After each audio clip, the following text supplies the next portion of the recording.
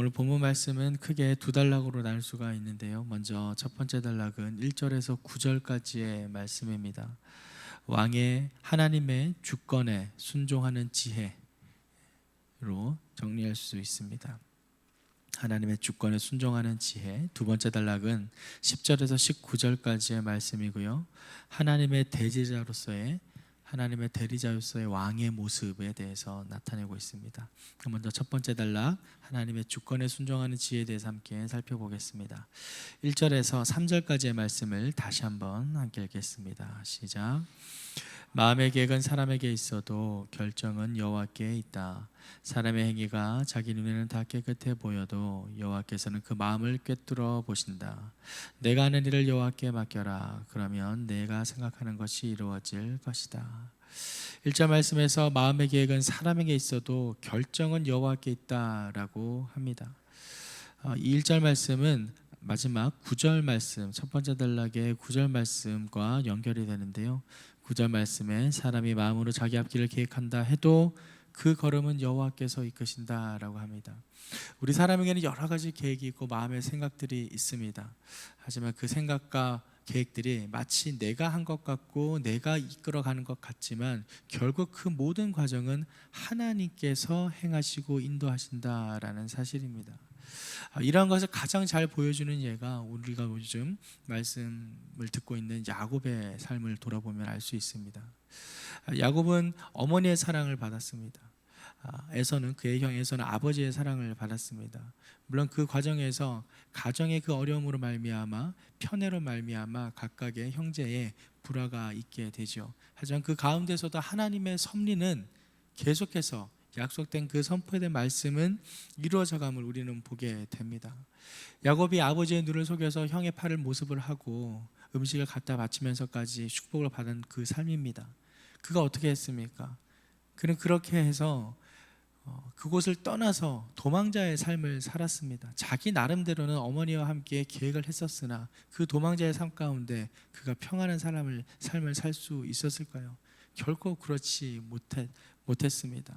그는 자신의 아내를 얻기 위해서 무려 14년이라는 시간을 보내게 됩니다. 자기가 원하는 아내를 얻기 위해서 그런 긴 시간을 보내게 되죠. 그 과정은 또 무엇을 보여줍니까?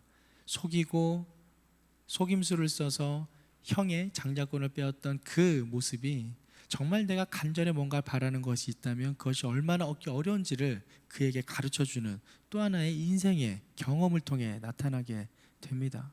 하지만 야곱은 그러한 과정 속에서도 여전히 자신의 계획 속에 매여 있음을 우리는 보게 됩니다.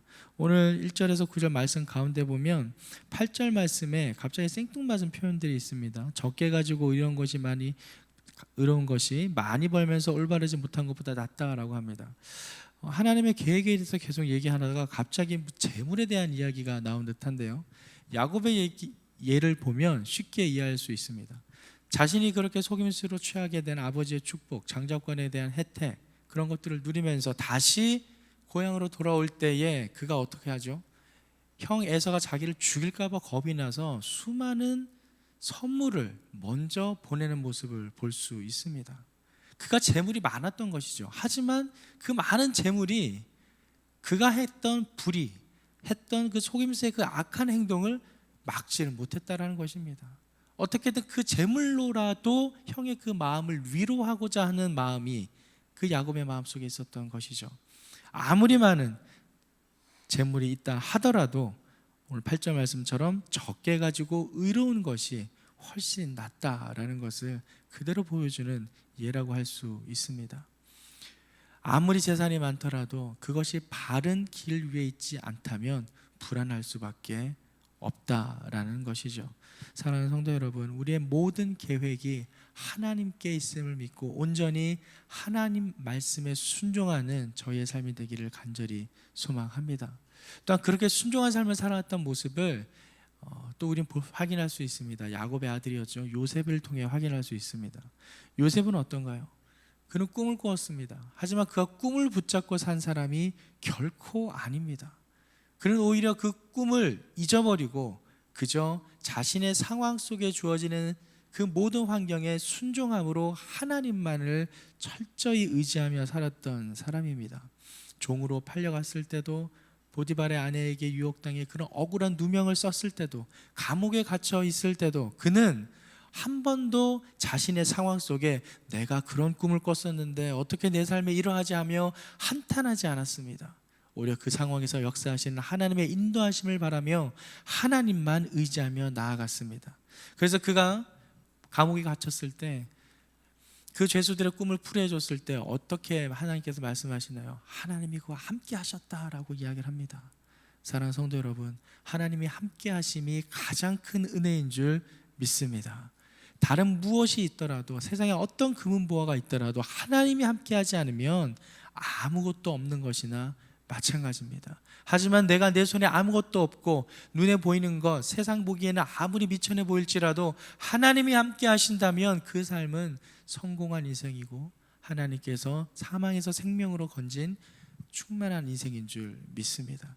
그것이 지금 우리의 인간의 계획을 뛰어넘은 하나님의 인도하심을 오늘 잠언 말씀에서 나타내고 있습니다. 사랑하는 성도 여러분, 사람의 계획을 따라가지 아니하고 내 마음 가운데 있는 생각을 쫓지 아니하고 온전히 하나님의 말씀 가운데 순종함으로 나아가는 저와 여러분의 삶이 되기를 주님의 이름으로 축원합니다.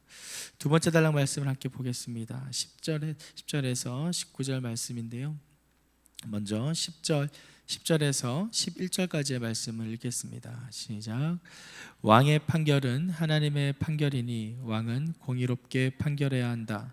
공정한 절과 추는 여호와의 것이고 주머니 속의 모든 추들도 다 그분이 만드신 것이다. 여기서 왕의 판결은 하나님의 판결이라 합니다. 즉 왕의 자리는 하나님의 대리자의 역할을 한다라고 할 수 있습니다. 그만큼 이 땅에 보이는 하나님의 역할을 감당해야 하는 자리라는 것이죠. 그렇기 때문에 왕의 판결은 공의롭게 판결해야 하며 뒷부분에 나오는 것처럼 악을 떠나서 의로움에 서 있어야 합니다. 특별히 11절 말씀에 공정한 저울과 추는 여호와의 것이라고 말씀하시면서 주머니 속의 모든 추들도 다 그분이 만드신 것이라 합니다. 여기서 주머니 속의 추, 모든 추들이라는 표현이 좀 독특한데요, 이것은 당시에 상거래하던 상태에서 불공정한 거래가 이루어졌던 장면을 연상케 합니다.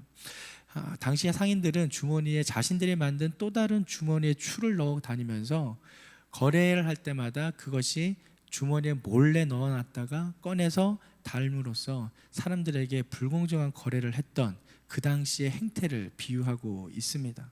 그 주머니 속에 있는 추마저도 하나님의 것이다. 난 너희들이 어떠한 행동으로 그 주머니에 추를 숨기고 있는지를 다 안다라는 것입니다. 그거 하나하나까지도 세시면서 공정하게 판결을 해야 된다라는 것, 공정하게 해야 된다는 것이 하나님의 마음이다라는 것을 11절 말씀에서 보여주고 있습니다. 그래서 12절에서 15절까지의 말씀을 함께 읽겠습니다. 12절에서 15절입니다. 시작. 왕은 악을 행하는 것을 싫어해야 한다. 오직 공의로만 왕위가 굳게 세워지기 때문이다. 왕들은 정직한 말을 기뻐하고 올바르게 말하는 사람을 높이 평가한다. 왕의 진노는 저승사자와 같지만 지혜로운 사람의 왕의 진노를 달랜다. 왕의 얼굴빛이 밝아야 생명을 얻을 수 있으며 그 은총은 늦은 비를 뿌리는 구름 같다. 왕은 악을 싫어해야 되고 오직 공의로만 왕위가 굳건해 선다라는 것은 하나님의 공의가 그 모든 판결과 재판의 기준이 된다라는 것을 우리에게 보여줍니다. 특별히 14절 말씀에서 왕의 진노는 저승사자와 같다라고 합니다. 이러한 표현의 원어적 의미는 왕의 진노는 죽음의 사자들이다 라는 표현인데요, 여기서 이 왕의 진노가 죽음의 사자들이라고 표현하는 것은 악한 행위는 반드시 처벌을 받게 된다라는 하나님의 심판을 이야기하고 있습니다. 하지만 지혜로운 사람은 그 왕의 진노를 달랜다라고 합니다. 여기서 이 지혜로운 사람이 왕의 분노를 없애고 사람의 생명을 살린다라는 의미이죠. 여기서 이 지혜로운 사람이 말하는 지혜란 무엇인가요? 바로 하나님께서 우리 인류를 구원하기 위해 예수 그리스도를 보내신 그 지혜를 의미합니다. 그것보다 더 뛰어난 지혜가 이 세상에 없습니다. 하나님께서는 생명을 살리고자 모든 인류를 구원하고자 자신의 독생자 아들을 죽이는, 독생자를 포기하는 희생을 감내하셨습니다. 그런데 그것이 세상이 볼 때는 너무나도 미련하고 어리석은 짓입니다. 그 누가 자신의 자기 자녀를 포기하면서 다른 사람, 전혀 일면식도 없는 사람을 살리려고 자기 자식을 포기할 수 있겠습니까? 그럴 수 없습니다. 모두 다 자기 자식의 생명을 훨씬 더 챙기려고 그러지, 다른 이의 자녀, 다른 사람, 전혀 알지도 못하는 사람의 생명을 구하기 위해 자기 자녀를 포기하는 사람은 이 세상에 없습니다. 하지만 하나님은 그렇게 세상 사람들이 보기에 미련하게 보이는 그것이 결국은 모든 사람을 구원하는 가장 소중한 지혜라는 것을 실천하시고 몸소 보여주셨습니다. 그것이 바로 하나님이, 신이 인간이 되어 이 땅에 내려온 성육신이죠. 그래서 고린도전서 1장 23절 24절 말씀에서는 이렇게 기록하고 있는데요, 제가 읽어드리겠습니다. 우리는 십자가에 못 박힌 그리스도를 전하니 유대인에게는 거리끼는 것이요 이방인에게는 미련한 것이로되 오직 부르심을 받은 자들에게는 유대인이나 헬라인이나 그리스도는 하나님의 능력이요 하나님의 지혜니라. 바로 이 그리스도가 하나님의 줄 믿습니다. 또한 이 지혜, 하나님의 지혜에 예수님께서는 순종함으로 자신의 삶을 온전히 내어 드렸습니다. 그렇기 때문에 하나님께서는 다른 이름으로는 구원받을 이름을 주지 아니하셨고 그 이름을 모든 이름 중에 가장 뛰어난 이름으로 높여 주셨습니다. 순종으로 그 하나님의 지혜를 친히 감당했다라는 것이죠. 사랑하는 성도 여러분, 순종이 능력입니다. 하나님의 지혜가 뛰어난다는 것을 알고만 있는 것이 아니라, 감동으로만 있는 것이 아니라 그 지혜대로 살아내려고 순종할 때, 그것을 실천하며 나아갈 때 그 하나님의 지혜는 실로 이 땅 가운데 더 큰 능력으로 나타나는 줄 믿습니다. 그것이 바로 우리가 예수 그리스도로 말미암아 구원에 이르는 능력을 경험하는 것입니다. 예수 그리스도께서는 바로 그 하나님의 지혜를 실천적으로 감당하셨고 그것으로 말미암아 우리 모든 인류가 구원에 이르게 됐다라는 사실입니다. 오늘 잠언 말씀에 기록된 14절 말씀은 바로 그러한 하나님의 지혜와 예수 그리스도의 순종에 대한 말씀을 표현하고 있습니다. 15절 말씀에 보면 왕의 얼굴빛이 밝아야 생명을 얻을 수 있다라고 합니다. 무슨 뜻입니까? 바로 모든 생명의 시작이 하나님께 달려있음을 우리에게 보여줍니다. 하나님의 그 지혜가 온전히 거할 때 우리는 그 생명을 누릴 수 있고 그 은총은 마치 늦은 비를 뿌리는 구름 같다라고 이야기를 합니다. 16절에서 17절까지의 말씀을 함께 읽겠습니다. 시작. 금보다 지혜를 구하는 것이 은보다 통찰력을 얻는 것이 얼마나 더 나은지, 악을 피하는 것이 정직한 사람의 넓은 길이니 그 길을 지키는 사람은 그 영혼도 지키는 것이다. 아멘. 방금 말씀드렸던 그 하나님의 지혜, 예수 그리스도를 이 땅에 보내주시고 인류를 구원하고자 하는 그 희생에 따른 하나님의 그 지혜가 금을 구하는 것보다 훨씬 더 고귀하며 은보다 훨씬 더 뛰어나다는 것을 이야기를 합니다. 또한 그로 말미암아 악을 피하고 정직한 길에 서 있는 것, 그것이 바로 영혼을 지키는 것이다 이야기를 합니다. 사랑하는 성도 여러분, 하나님의 지혜 가운데 머무를 때 우리는 우리의 삶뿐만 아니라 우리의 영혼 또한 지켜갈 수 있음을 믿으시기 바랍니다. 그 길이 온전히 우리가 생명 가운데 거하는 방법입니다. 그렇기 때문에 마지막 18절 19절 말씀에서 우리가 떠나야 할 것들을 이야기하고 있는데요, 마지막 18절 19절 말씀을 함께 읽겠습니다. 교만에는 멸망이 따르고 거만에는 몰락이 따른다. 겸손한 사람과 함께하며 마음을 겸손하게 하는 것이 교만한 사람들과 함께 약탈물을 나누는 것보다 낫다. 교만에는 멸망이 따르고 거만에는 몰락이 따른다라고 합니다. 개역 개정 번역에서는 이렇게 번역하는데요, 교만은 패망의 선봉이요 거만한 마음은 넘어짐의 앞잡이다. 훨씬 더 좀 마음에 와 닿는 것 같습니다. 교만은 패망의 선봉이요 거만한 마음은 넘어짐의 앞잡이다. 여기서 말하는 거만은 마음을 높인다라는 의미입니다. 즉 교만과 거만은 동일한 의미로 대꾸를 이루고 있으며 이 교만한 것이 결국에는 나의 마음을 높이는 것이다 라고 할 수 있죠. 아까 전에 하나님의 지혜가 예수 그리스도를 우리에게 보내주셨다라고 했었는데 그 예수 그리스도의 마음이 무엇인가요? 바로 자기의 것을 내려놓는 마음입니다. 빌립보서 2장에 기록되어 있던 그 케노시스, 하나님과 동등됨을 취할 것을 여기지 아니하고 그 자리를 버리고 이 땅에 내려오신 자신의 마음을 비워서 그 마음에 하나님의 마음을 채우는 것, 결국 순종이란 교만해지지 아니하고 마음을 낮추는 것을 의미한다라는 것이죠. 사랑하는 성도 여러분, 예수님께서 먼저 몸소 보여주신 그 순종의 마음은 십자가에 죽기까지 자신의 삶을 들여서 그 마음을 들여서 하나님의 말씀에 순종한 삶입니다. 그것이 바로 교만하지 아니하고 거만하지 아니한 마음의 본이라고 할 수 있습니다.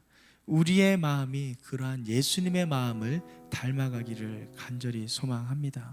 나의 마음을 하나님의 마음보다 더 높게 생각하지 아니하고 온전히 겸손함으로 그 말씀에 순종하여 나의 계획이 아닌 하나님의 계획에 온전히 순종하는 우리의 삶이 되기를 간절히 소망합니다. 그러할 때에 내가 생각하지 못했던, 내가 전혀 예상하지도 못했던 방법으로 분명 하나님은 우리에게 역사하십니다. 그럴 때마다 우리는 깜짝 놀랍니다. 내가 이렇게 했었는데 하나님께서 이렇게 채워주시는구나. 그러한 경험이 우리 삶 가운데 날마다 나타나기를 소망합니다. 기억하십시오. 하나님의 지혜는 교만에 있지 아니하고 겸손에 있습니다. 또한 그 겸손한 마음은 단지 머리와 마음속에만 있는 것이 아니라 삶 가운데 실천함으로 순종으로 나타날 때에 하나님의 능력을 경험하게 됩니다. 말씀의 감동으로만, 마음의 깨달음으로만 남는 것이 아닌 순종함으로 실천하며 그 말씀을 지켜나가는 저와 여러분의 삶이 되길 주님의 이름으로 축원합니다.